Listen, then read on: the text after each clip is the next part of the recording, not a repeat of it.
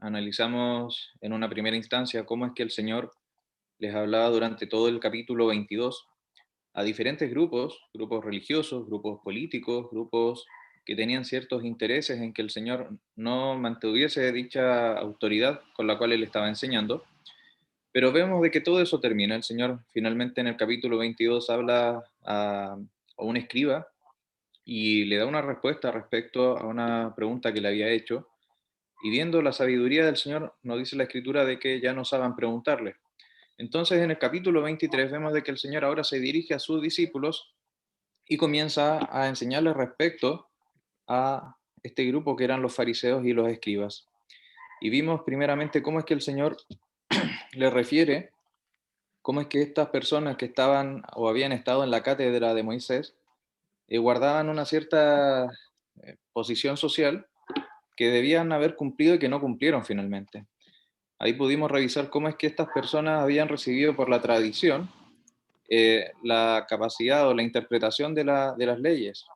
Veíamos cómo es que Moisés traspasó el tema de las leyes a Josué y así sucesivamente hasta que llegaron a este grupo. Y la idea inicial era que este grupo pudiese servir como, como consultores a los judíos de aquellos días cuando tenían dudas respecto a algún mandamiento o alguna instrucción en particular y ellos pudiesen darle claridad. Pero lo cierto es que no hacían esto, y acá el Señor comienza en los primeros 7 versículos a dar una especie de caracterización respecto a lo que ellos realizaban, a lo que los fariseos realizaban. Y podíamos ver en el versículo 3 primeramente al término del versículo, cómo es que los fariseos se caracterizaban por decir algo pero no hacerlo. Veíamos también en el versículo 4 cómo es que los fariseos ataban cargas pesadas y difíciles de llevar a las personas, pero que ellos tampoco querían moverlas ni con un dedo. Es decir, les ponían pesos, les ponían mandatos, cosas que debían realizar, muchas instrucciones a las personas, con un rito más bien religioso, pero ellos no se movían para poder cumplirlo. Y lo último también que veíamos era de que en el versículo 5, y acá se podían ir desglosando otros elementos más, era de que ellos tenían una particularidad y era que todas sus acciones, todas las obras que ellos realizaban, su propósito era poder ser visto por los hombres. Veíamos que ellos ensanchaban sus filacterias, veíamos eso la semana pasada también con la ilustración, eran esas cajitas como de cartón, o sea, perdón, de cuero, que se ponían en la frente y también en el brazo, y que dentro traían unos pergaminos con unos versículos anotados. Y eso era un rito que ellos demostraban para poder graficar lo devoto que eran y cuán interesados eran en cumplir con los mandatos. Veíamos también cómo es que extendían los flecos de sus mantos. También lo podíamos ver la semana pasada, cómo es que aquellos hilos que colgaban de dichos mantos, ellos los extendían para que pudiesen sobresalir de su ropa y también dar esta misma imagen. Se sentaban en los primeros puestos de las sinagogas, en los primeros puestos de las cenas, les gustaba que los llamasen rabí, pero todo esto apuntaba a un pecado que estaba muy arraigado en el corazón de los fariseos y era este anhelo de poder ser reconocido, de poder sobresalir y a raíz de las mismas obras poder ser justos delante de los hombres. Y es eso lo que el Señor está apuntando. El Señor grafica todo lo que hacían los fariseos en los primeros 7 versículos y veíamos que en el versículo 8 dice, pero vosotros, apuntando a los discípulos, no hagáis estas cosas. Y comienza también a explicarles a los discípulos cómo es que debían conducirse. Dice, no, no queráis que os llamen rabí. Veíamos también la semana pasada cómo es que esto no quiere decir de que nosotros no podamos llamar, por ejemplo, padre a nuestros padres, que también sale mencionado allí, a nuestros padres biológicos, sino que hay algo más profundo en el corazón. Lo que el Señor acá estaba explicando y que siempre le hace el acompañamiento era de que ellos no debían referir como padre o como rabí a estas personas, quitando del centro a Dios y poniendo a un ser humano. Y eso es lo que ocurría y es lo que también podemos ver en el día de hoy. Ahí creo que don Patricio hacía más el alcance la semana pasada respecto a lo que ocurre con la religión popular, cómo es que también tiene una figura visible, que es una persona al final de cuentas. Pero hay una comprensión donde esta persona, al parecer, es como el representante de Cristo, entonces tiene una importancia supuestamente distinta. Y lo cierto es que no. Lo cierto es que todos los hombres delante de Dios somos iguales, todos somos igualmente pecadores. y no es por nuestras obras, sino por lo que Cristo hizo en nosotros, que nosotros podemos ser salvos. Entonces, ¿qué es lo que ocurría? Era que a estos hombres les gustaba sobresalir del resto y anhelaban también ser llamados rabí, reconocidos de esta manera, buscando sustituir o suplantar el lugar que Dios debía cumplir en la vida de las personas. Y eso es lo que podíamos estar observando en esta primera instancia. Y el Señor termina esta primera idea refiriendo a la importancia de la humildad. Veíamos en el versículo 12 cuando dice, porque el que se enaltece será humillado y el que se humilla será enaltecido. Veíamos cómo es que el ciudadano del reino debe vivir en servidumbre, con un corazón humilde, dispuesto a cumplir los mandatos de Dios, y no con un corazón enaltecido, como ocurría en este caso con los fariseos. Eso es, a grosso modo, el resumen de lo que vimos la semana pasada. Quería ver si con la ayuda del Señor esta semana podíamos revisar desde el 13 hasta el 23, que ahí podemos ver quizás una continuación de lo que ya el Señor estaba apuntando respecto de los fariseos y de los escribas, pero que se van tocando otros aspectos que podemos ir considerando. Quería al menos dejar hasta ahí. Quería pedirle ahí a Felipe o al Pato, no sé quién está en el computador, si es que puede leer esa porción, por favor, desde el 13 hasta el 20, hasta el 24. Ya, pues, ya. Leamos, dice así. Mas hay de vosotros, escribas y fariseos hipócritas, porque cerráis el reino de los cielos delante de los hombres, pues ni entráis vosotros ni dejáis entrar a los que están entrando. Hay de vosotros, escribas y fariseos hipócritas, porque devoráis las casas de las viudas y como pretexto hacéis largas oraciones. Por esto recibiréis mayor condenación. Ay de vosotros, escribas y fariseos hipócritas, porque recorréis mar y tierra para hacer un prosélito, y una vez hecho, le hacéis dos veces más hijo del infierno que vosotros. Ay de vosotros, guías ciegos, que decís, si alguno jura por el templo no es nada, pero si alguno jura por el oro del templo es deudor.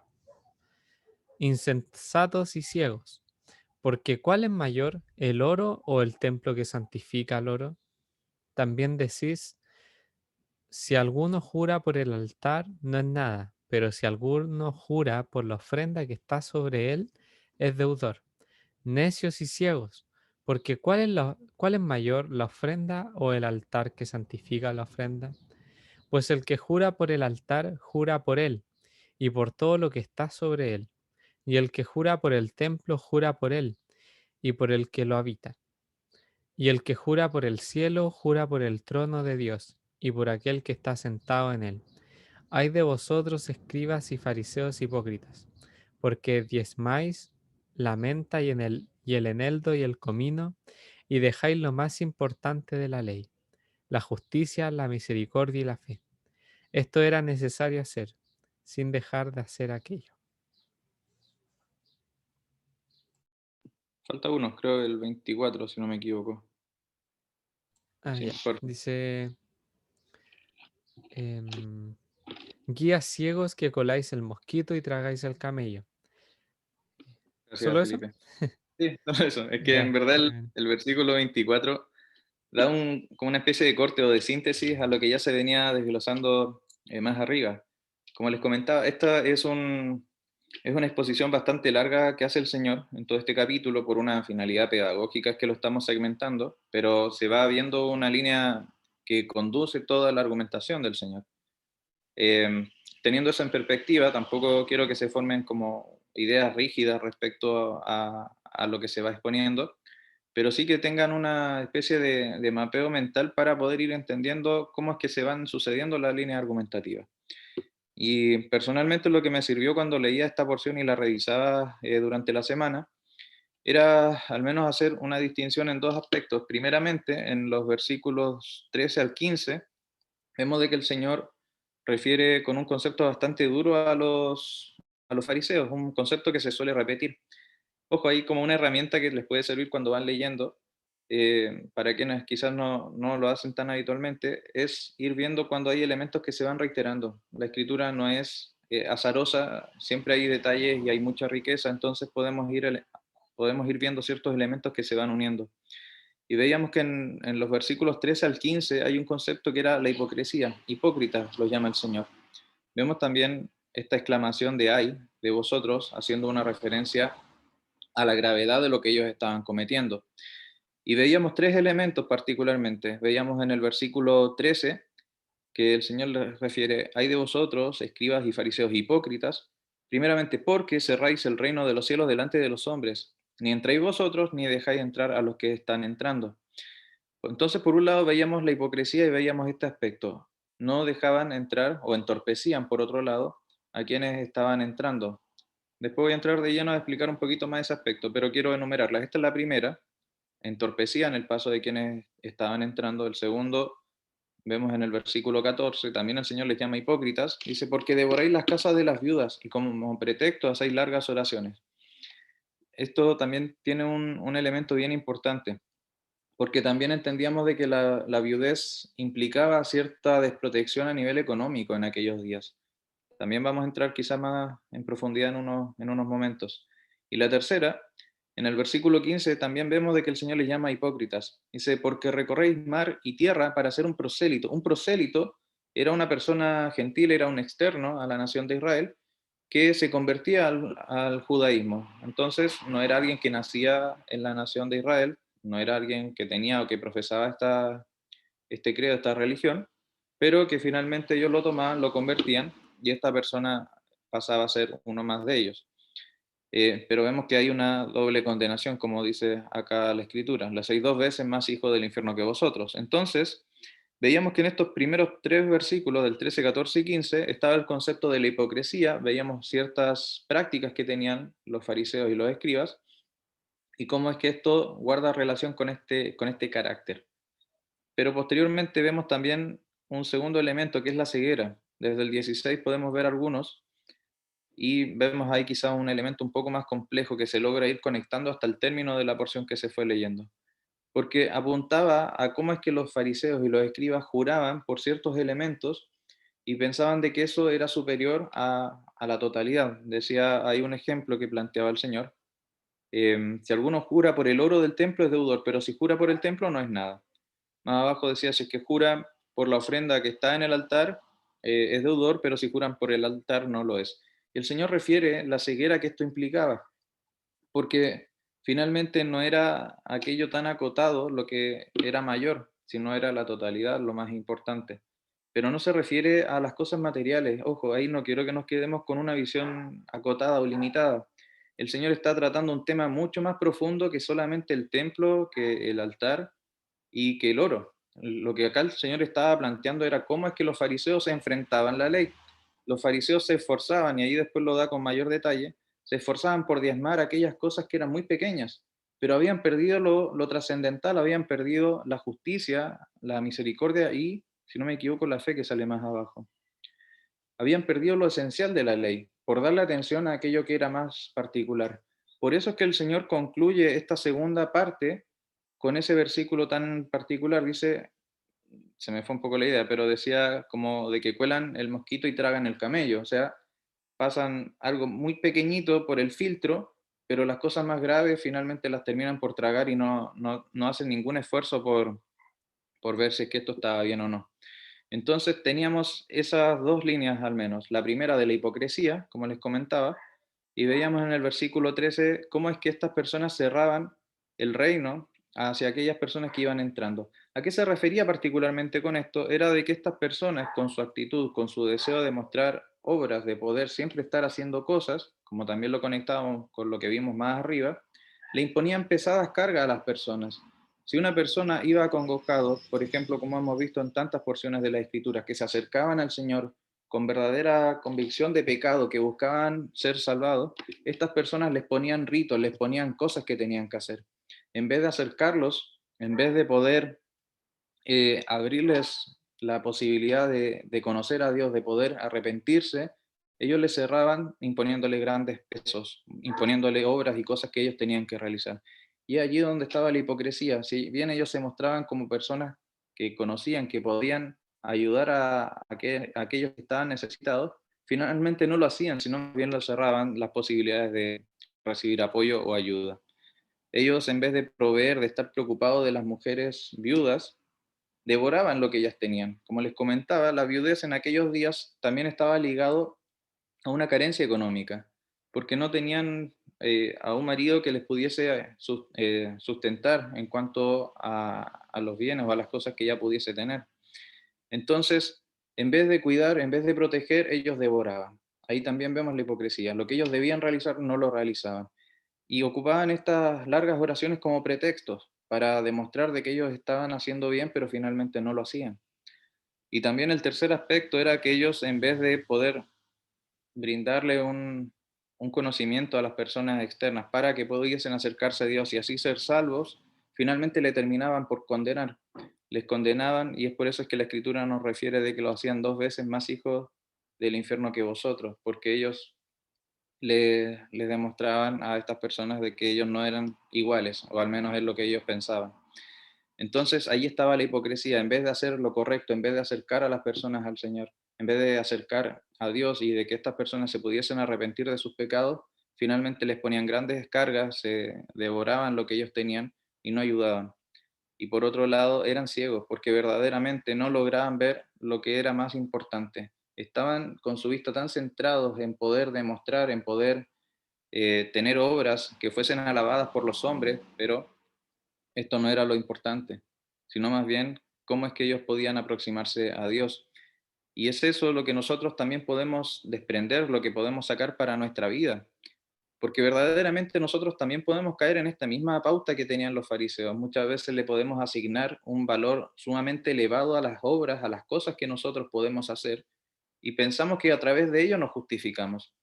A lo mejor intelectualmente lo comprendemos, pero en el día a día podemos llegar a incurrir en ello.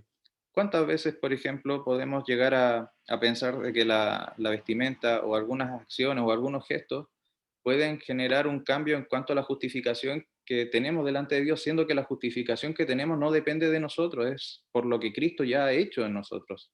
Entonces, hay elementos que están allí muy arraigados, que también ocurría con los fariseos y como lo hemos visto en otras semanas, es sumamente importante que la Escritura nos vaya exhortando, que nos vaya demostrando cuál es nuestro mal y de qué manera nosotros podemos acudir en dependencia y en humildad y también en gratitud hacia Dios por lo que Él ha hecho en favor nuestro mediante Cristo y la obra en la cruz. Eso es al menos algunos elementos que quería destacar, mencionar respecto a esta porción y quería dejar ahí que otros hermanos pudiesen ir comentando. Eso.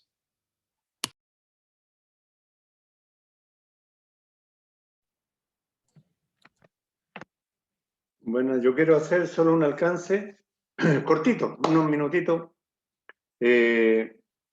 Cómo el Señor va describiendo a los fariseos.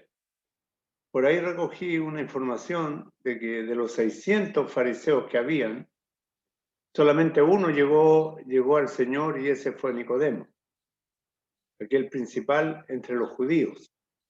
Y llama la atención, al igual que Isaías en el capítulo 5, Isaías en el capítulo 5 también profiere varios ayes contra la nación de Israel. Siempre un aye es un juicio. Y muestra el carácter de los fariseos. Primero, diciendo que son hipócritas, como se ha mencionado.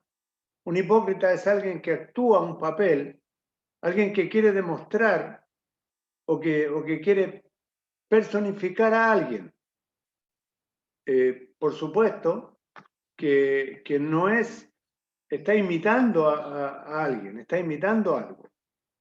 Y los fariseos habían comenzado bien, pero el carácter de esto, lo que ellos hacían, está describiendo a los escribas y a los fariseos, la hipocresía de ellos. Devoraban las casas de las viudas. Se aprovechaban de lo que tenían. Como pretexto hacían largas oraciones y por esto recibiréis mayor condenación. Viendo la paga o la consecuencia de esta actitud. Y luego recorriendo para ser prosélitos. Luego, jurando por el templo. Y lo menciona allí, lo primero como hipócritas, y lo dice en el 13, 14 y el 15. En el 16 dice que son guías ciegos. Guías ciegos. En el 17 vuelve a repetirlo, insensatos y ciegos. Y luego, en el 19, necios y ciegos. Ante una religión de estas características, podríamos decir que es solo una pantalla, que solo es algo que no tiene consistencia. Necios, ciegos, insensatos, hipócritas. Es eso lo que el Señor, como el Señor los está describiendo, y es una amonestación dura. Es una amonestación dura que si nos dijeran así en este tiempo, la verdad que sería algo fuerte. Y el Señor lo dijo también, lo dijo allí por Juan el Bautista. Generación, en el verso 33, lo mismo que dice Juan el Bautista, y tal vez me estoy adelantando un poco, pero no puedo dejar de pensar esto. Serpientes, generación de víboras, ¿cómo escaparéis de la condenación del infierno? El destino ya está trazado para personas así. Las personas dicen, bueno, el Señor sabrá si me voy al cielo o no, Él lo sabrá.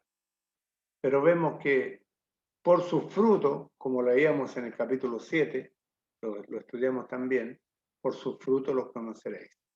Y esta era la característica de este tipo de personas. No eran creyentes. Una religión sin sentido. Tenían todo lo externo, eran externamente parecían de verdad, pero internamente no lo eran. Jehová no mira lo que mira el hombre, nos dice la Escritura. Jehová mira el corazón. Y bueno, dejo la oportunidad para otro hermano, para que pueda participar alguien también.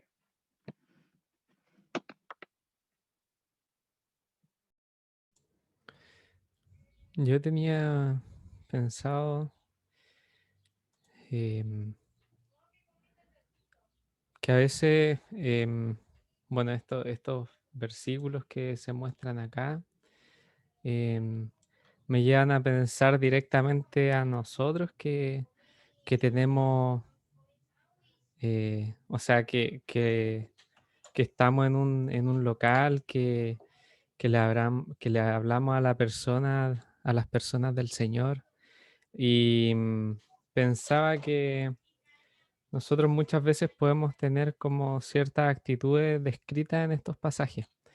Em, y, y como me lo hacía como a modo autocrítico, creo, em, que muchas veces podemos hacer cosas, o puedo hacer cosas, mejor dicho, que puedan dañar a los demás, po.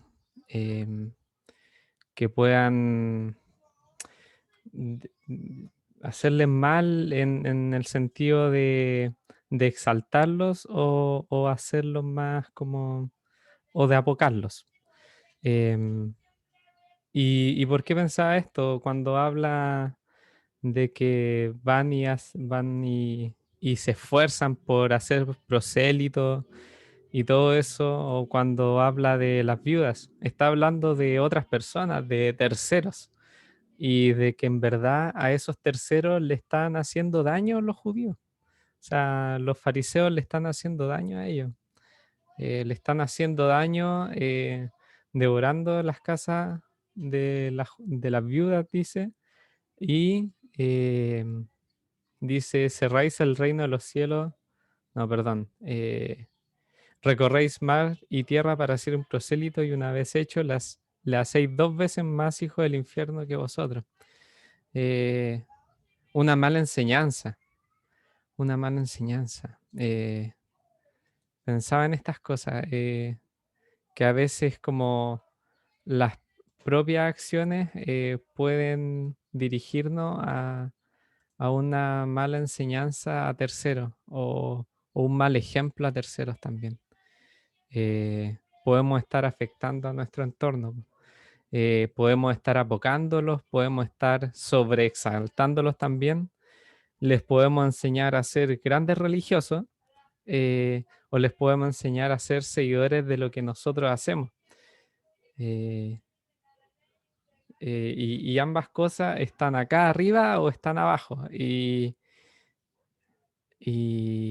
estamos enseñando esto como si fueran a veces quizás más importantes que el mismo Señor.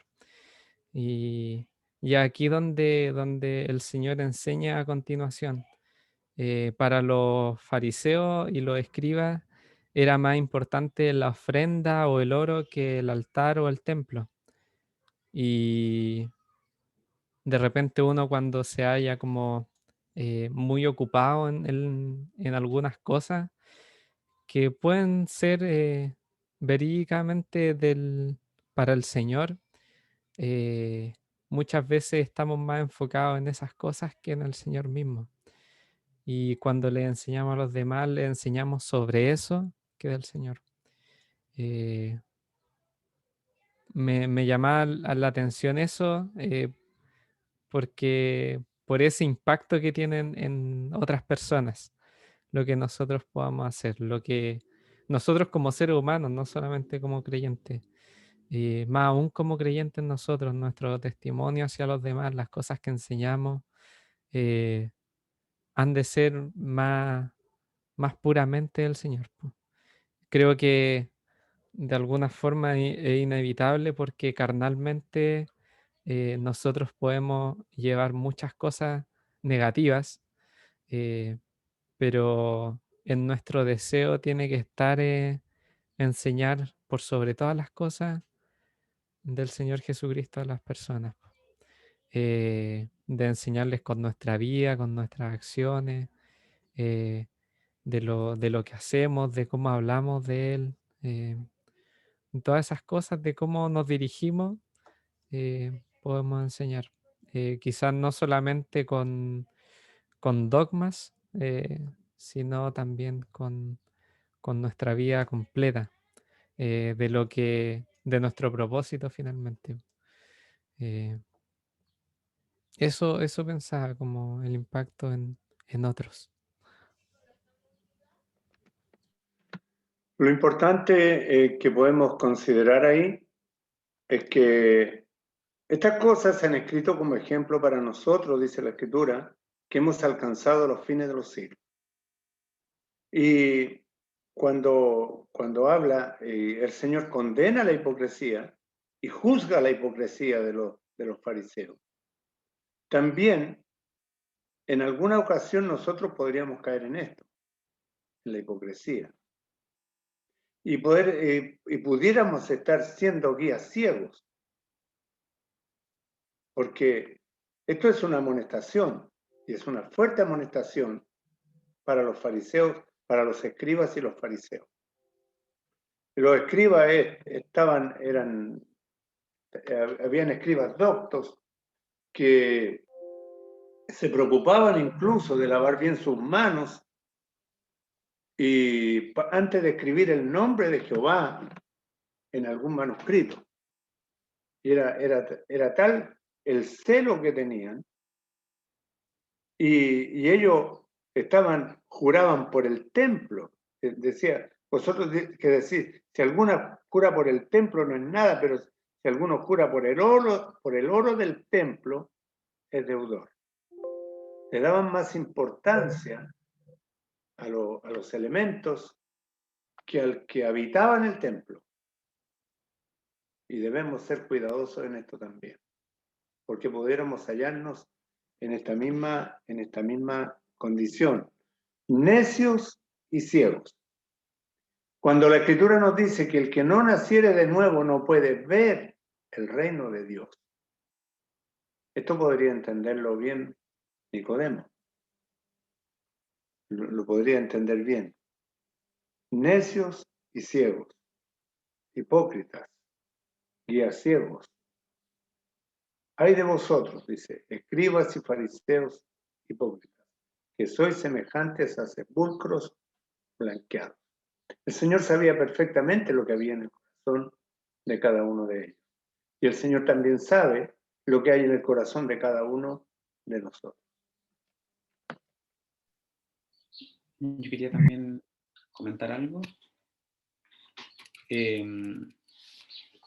Claramente hay una incapacidad de los fariseos, a quienes el Señor está increpando fuertemente, de incapacidad para entender las cosas que son espirituales.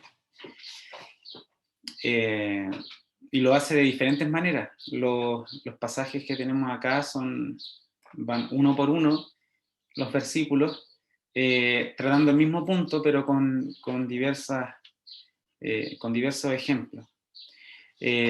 Los fariseos y el ser humano, el hombre en general, no puede comprender las cosas espirituales sin el Espíritu de Dios en él.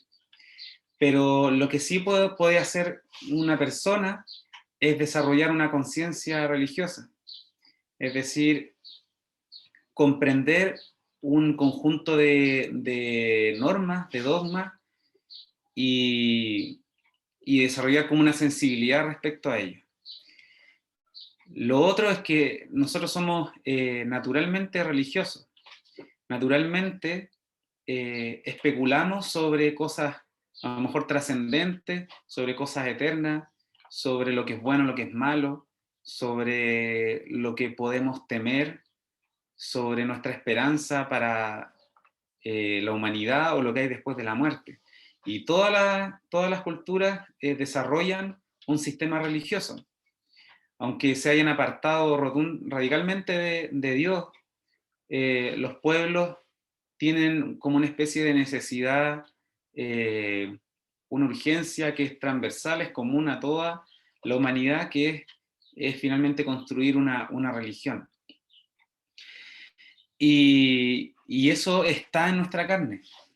Estaba en los fariseos, y está en nuestra carne también.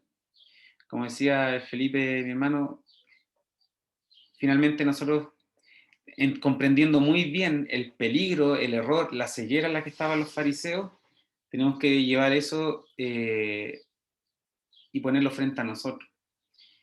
Es decir, en qué medida esa naturaleza que es muy religiosa, que es muy ciega, que es muy corta de vista, que no entiende el principio detrás de las normas, me está afectando o me está confundiendo o está haciendo un estorbo en mi vida y en la vida de mi congregación. Y lo cierto es que somos muy dados para como volver nuestra mente un poco rígida respecto a las cosas. Nos quedamos con el concepto, con el precepto, pero no vamos más allá. Y esto pasa harto en los niños también. Los niños saben muy bien que tienen que lavarse las manos antes de ir al comedor. Por ejemplo, en el colegio, que lo veía, hay una rutina, hay un protocolo, hay pasos que ellos tienen que hacer. Por ejemplo, cuando termina una clase, se guardan los materiales, se forman, esperan la instrucción, van al baño, se lavan las manos, se forman nuevamente. Y hay como una serie de pasos y de normas, y ellos las pueden repetir muy bien, pueden ser muy estructurados y obedientes a lo mejor en ese sentido, sin comprender realmente qué pasa con las bacterias, con los microbios que hay en sus manos, y la necesidad, por ejemplo, de mantener un orden y una buena higiene. Por ejemplo, pueden obedecer o no obedecer normas respecto al orden dentro de la clase, pero sin comprender cuál es la utilidad finalmente de esas normas. Entonces nosotros tenemos una serie en la escritura aparecen una serie de preceptos que se van explicando de acuerdo al contexto en el que va viviendo, por ejemplo, Israel o la iglesia en el Nuevo Testamento, y hay normas, hay reglas, nosotros podemos tomar esas normas, construir un esquema de ético, de valores, sin siquiera comprender cuál es la razón de fondo detrás de esas normas. Por ejemplo, ¿por qué el pueblo de Israel había un tema muy importante, por ejemplo, con la idolatría? ¿Por qué el pueblo de Israel tenía que velar, por ejemplo, por la viuda, por el pobre, por el huérfano, por el forastero? ¿Por qué hay ciertas cosas que estaban santificadas y eran importantes para el Señor? Y nos puede pasar a nosotros también que consideremos con mucha sensibilidad ciertas normas o preceptos que hemos aprendido, ya sea leyendo la Biblia, escuchando mensajes a lo largo de nuestra vida, o viendo el ejemplo de otro hermano. Porque finalmente lo que hacemos nosotros es que vamos modelando una conducta cristiana en los demás. Y nos miran los más jóvenes, nos miran los niños, nos miran los demás hermanos, y ellos mirando nuestra conducta van generando en ellos mismos un esquema o una conciencia respecto a las cosas, esté o no esté de acuerdo con la escritura. Y nuestra conciencia a veces se pierde un poco, porque podemos considerar malo algo que no es malo, considerar bueno algo que no es bueno, aún siendo creyente. Muchas veces somos sensibles con cosas que son muy de muy poco valor, y somos muy relajados con aspectos que son realmente relevantes para el Señor. Por ejemplo, algo que yo nunca he entendido es por qué podemos bromear cuando cantamos cosas para el Señor. Podemos, por ejemplo, en los jóvenes se da mucho que cantan coro, y entre medio se bromean, se tiran chistes a veces en la conferencia de jóvenes para hacerlos más amenos, o cuando se juntan en las casas hacen cosas como graciosas entre medio de los coros, y resulta que uno le está cantando al Señor, está en un momento de adoración, y está en otra. Entonces por ejemplo, eso a mí me choca un poco, me produce como, no lo entiendo, ¿por qué a veces somos tan relajados con eso? Pero resulta que con otras cosas que son de mucho menos valor, somos muy celosos y muy quisquillosos, como se dice.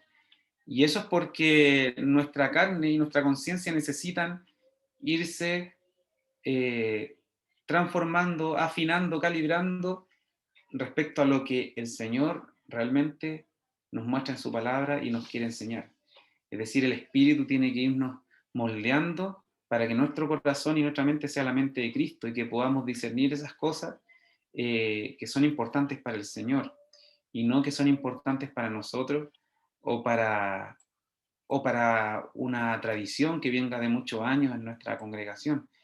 En ese sentido tenemos que estarnos evaluando ahí de cara al Señor, en la presencia del Señor, con la guía de su palabra y de su Espíritu, para poder comprender las cosas que son relevantes espiritualmente delante del Señor. Y las cosas que no son, dejarlas a un lado y no sobrecargarnos con ellas, ni sobrecargar a los hermanos con ellas. Porque por mucho que los sobrecarguemos con ciertas cosas, si no tienen valor espiritual, no les va a traer edificación alguna a nadie. Entonces, es un desafío poder traer este mensaje al día de hoy y poder evaluarnos a lo mejor nosotros en qué manera estamos siendo guías y buenos guías, y no guías ciegos respecto a la enseñanza, al testimonio y a la obra.